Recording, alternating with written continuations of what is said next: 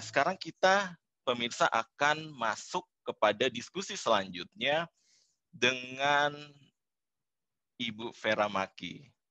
Nah, Ibu Vera Maki ini, jadi kalau kita melihat runtutan acara kita memiliki panelis dari user, kemudian juga dari seorang expert, dan dari representatif dari platform yang kita gunakan untuk bersosial media. Nah, halo Bu Maki.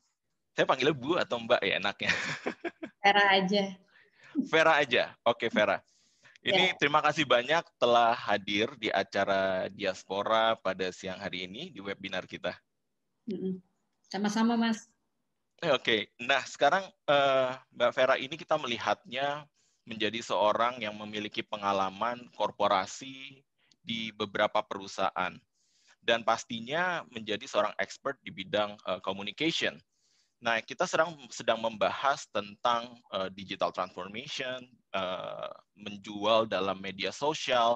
Nah, saya pengen mendengarkan sebetulnya bagaimana caranya kita itu bisa membuat satu konten strategi dan communication plan yang dapat membantu kita punya perusahaan di kecil, menengah, ataupun large enterprise.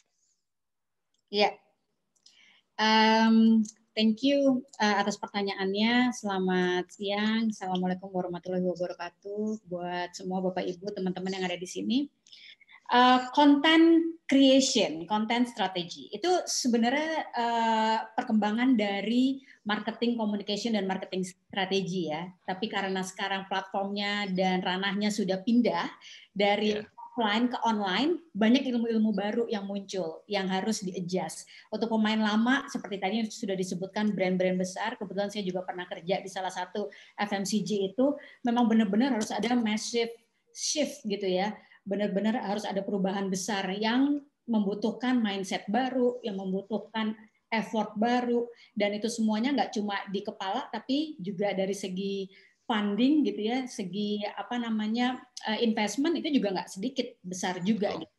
Banyak yang bilang salah satu yang mungkin salah kaprah dari teman-teman di sini adalah bahwa yang namanya jualan di sosial media itu murah karena bikin akunnya gratis. Gitu kan, tapi tidak semudah itu gitu, butuh banyak trik-trik yang lain. Mungkin awalnya seperti itu ya, oh gampang banget gitu, bikin di Facebook nggak bayar, ikut grup nggak bayar, di Twitter juga bikin akunnya gratis, mau bikin 10 akun, 20 akun itu bisa gitu kan, kejadian gitu. Cuma masalahnya semuanya berpikir seperti itu sehingga menjadi clutter, sangat clutter gitu, susah untuk stand out in the crowd. Jadi sebenarnya strategi yang pertama itu adalah target audiensnya siapa dulu gitu. Jadi harus fokus mau komunikasinya dengan siapa. Conversation yang mau dibentuk dan mau dibangun itu kayak apa. Nah, satu yang paling penting itu adalah dengan membuat narasi atau cerita, berdialog dan juga memberikan insight-insight gitu. Jadi nggak hanya hard selling, tadi juga Mbak Ayang sudah cerita gitu. Kenapa begitu hard selling, ada sponsornya, terus appetite-nya menurun untuk audiensnya seperti itu ya. Tapi sebenarnya itu kan hanya satu indikator yang dilihat dari likes atau mungkin komen. Tapi mungkin banyak juga orang-orang yang kemudian lihat dan kemudian tertarik untuk mengetahui produknya lebih lanjut. Itu kan juga harus dianalisa. Hanya kalau dilihat dari appetite-nya untuk nge-love, netizen itu senangnya nge-love sesuatu yang real gitu ya, sesuatu yang relevan dengan mereka, sesuatu yang otentik. Nah, jadi untuk di sosial media, authenticity itu harus muncul juga gitu. Let them know what kind of people we are. Jadi kita cerita dulu nih, kita nih orangnya seperti apa. Kalau di Twitter itu ada waktu itu satu buku yang bilang know me, like me, follow me gitu kan. Ternyata itu nggak cukup kalau dalam hal bisnis gitu. Karena dalam hal bisnis sekarang kita harus konten strateginya itu fokus ke leads. Artinya tadi fokusnya adalah ke sales, fokusnya adalah ke repeat order, bukan ke visitors, bukan ke followers. Satu contoh di mana followersnya banyak tapi impact-nya sedikit terhadap bisnisnya itu ada beberapa. Ada satu, saya nggak mau sebutin namanya gitu ya, ada Instagram influencer, followernya 2,6 juta. Tapi begitu dia jualan, dia ngaku sendiri bahwa nggak sampai bisa jualan 36 kaos gitu. Kenapa bisa begitu ya? Bisa begitu. So, itu nggak selalu berbanding lurus. Makanya banyak yang salah kaprah juga yang harus diluruskan. Kalau misalnya kita mau cari influencer atau endorser, jangan semata-mata dilihat dari followers-nya aja.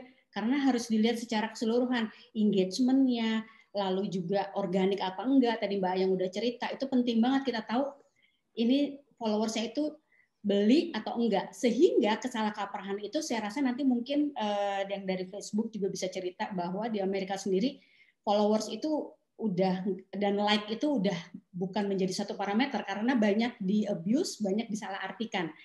Nah, yang sebenar-benarnya jadi dalam konten strategi itu yang pertama tadi authenticity, kita harus menunjukkan jati diri kita, uniqueness kita itu seperti apa ya, unique selling proposition kita, produk kita apa yang mau dijual gitu ya, harus unik. Dalam hal misalnya kita jualan nasi goreng, kenapa sih nasi goreng tetangga sebelah dia bisa jualan sehari 1000 porsi, saya cuma bisa jualan misalnya 50 porsi, padahal sama-sama nasi goreng gitu. Nah itu bisa diulik gitu, jadi kita bisa bikin yang namanya analisa juga audiensnya dia dan audiensnya kita. Nah itu nanti akan berpengaruh ke konten strategi. Jadi konten strategi itu yang pertama harus research-nya juga bagus. Kita mesti rajin-rajin ngelihat juga. Betul. Dan kita juga harus set goal for our own gitu ya. Jadi kita nih goal-nya apa? Goal itu dilihat dari gini, dia bisa kok jualan 1000 porsi, kok saya cuma bisa jualan 100 porsi. Tar dulu, dia bisa jualan 1000 porsi, siapa tahu juga dia resource-nya lebih banyak daripada kita.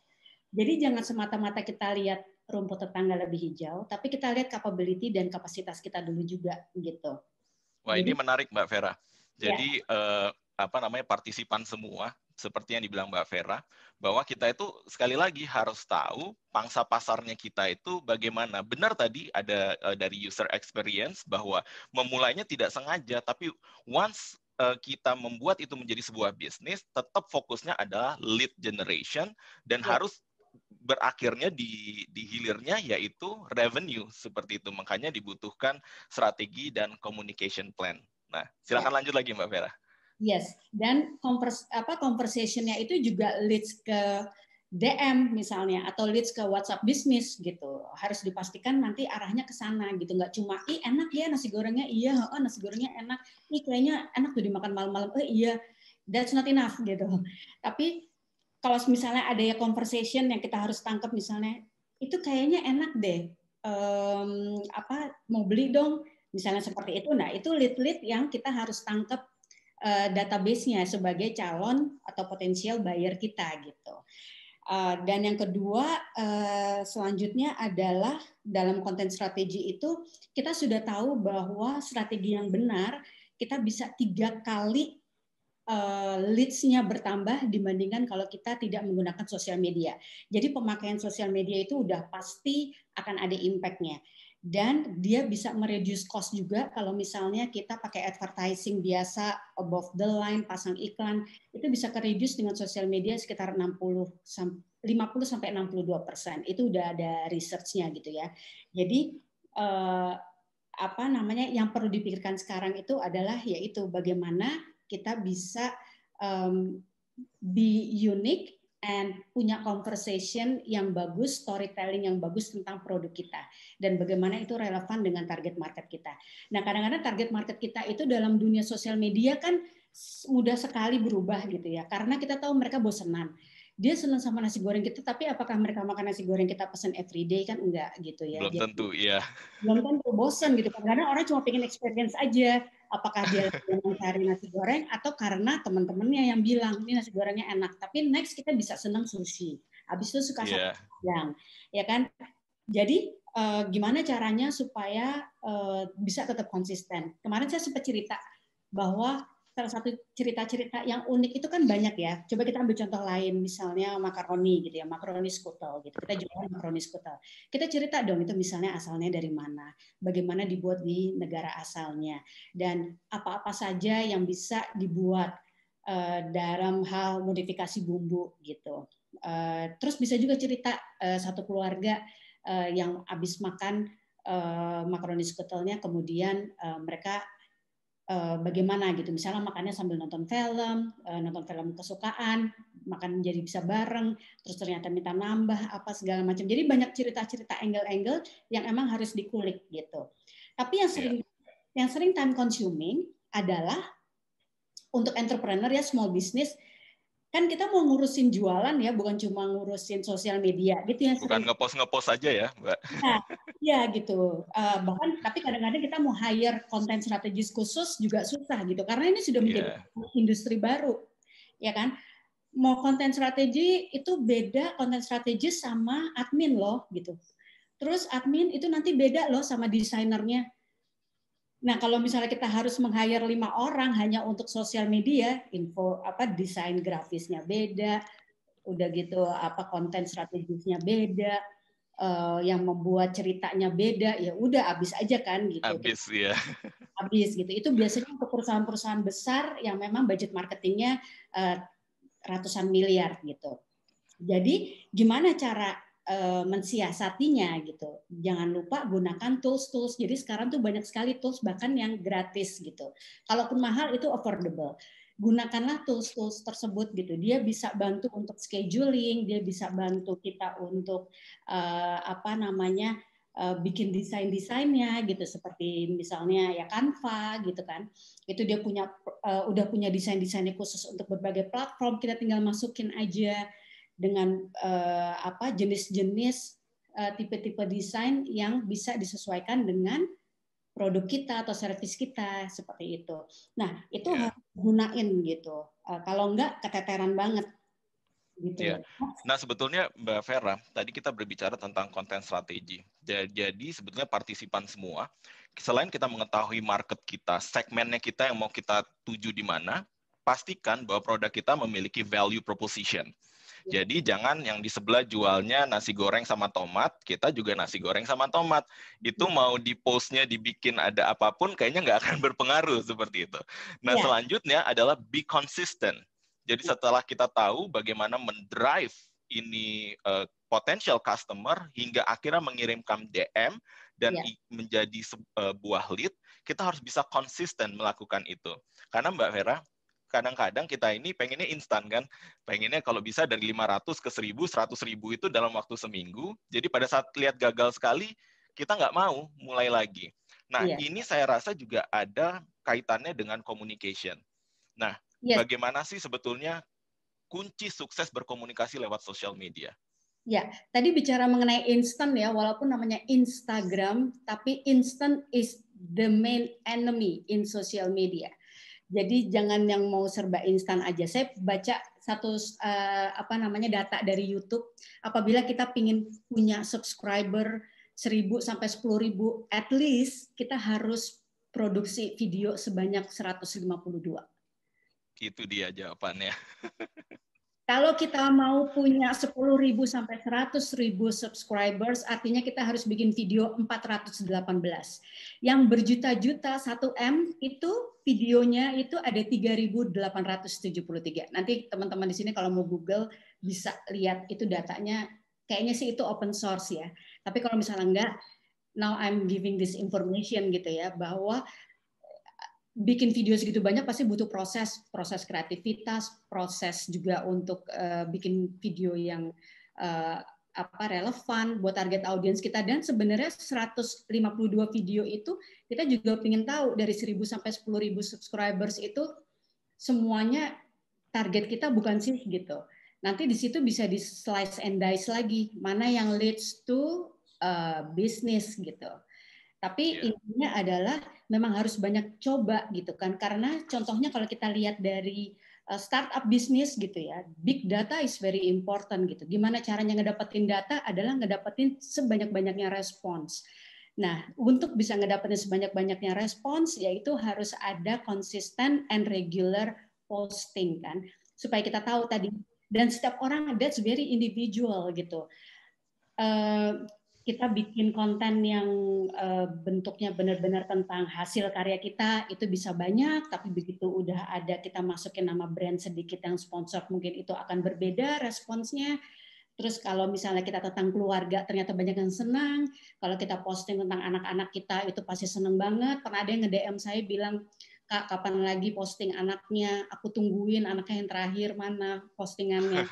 Sampai yang kayak gitu, ternyata ya banyak yang senang. Pokoknya begitu saya posting tentang family, itu postingannya jauh lebih besar daripada kalau saya posting tentang hal lain gitu yang terkait sama profesionalism gitu. Jadi Yeah. saya tahu nih my audience nih appetite-nya seperti apa. Nah, mungkin nanti pertanyaan selanjutnya adalah the audience that will determine our business, or kita yang akhirnya harus meluaskan audiens kita sesuai dengan apa yang kita mau. Itu Mbak Vera, pertanyaan itu nanti akan kita gali lebih lanjut ya. Jadi saya setelah ini akan pergi dulu ke Instagram dan Facebook dan berdiskusi. Tetapi satu yang pasti dari conversation saya dan Mbak Vera ini, kita semua bisa belajar bahwa sekali lagi kita harus tahu pangsa pasarnya dan hindari nyinyir. Kenapa? Karena orang kita itu seringnya melihat Instagram dari contohnya Atta Halilintar atau influencer-influencer lain yang memiliki jutaan, kontennya sampah, kok bisa jutaan orang. Tapi kalau kita melihat konsistensi, kita bisa tahu itu setiap jam berapa influencer ini akan mengeluarkan postnya dan mereka sangat disiplin setiap harinya. Dan itu luar biasa. Dan itu komitmen loh. Dan itu komitmen. Dan itu ada investmentnya gitu. Gak mungkin bisa bikin konten segitu banyak yang walaupun kesannya that's very regular gitu ya. Nothing special about it. Tapi ingat juga banyak netizen yang suka hal-hal yang sifatnya relevan dengan kehidupan mereka yang normal gitu. Tapi perlu diingat juga bahwa untuk membuat konten seperti itu, personal life-nya mereka bagaimana gitu kan. Itu bisa 24 jam, mungkin juga 12 jam ya. Kamera tuh di mana-mana di rumahnya gitu. Privacy misalnya. Nah, itu juga dipikirin apakah kita mau seperti mereka? Kalau iya ya udah kerjain seperti itu, tapi jangan misalnya kita pengennya privacy, kita pengennya freedom, kita pengennya nggak keluar duit, tapi pengennya sekeren sebesar followersnya seperti Raffi Ahmad atau Atta Halilintar ya, nggak bisa lah mungkin juga gitu Mas. Oke, kita tahan dulu di situ. Pastinya kita pemirsa akan memiliki diskusi-diskusi yang lebih menarik lagi.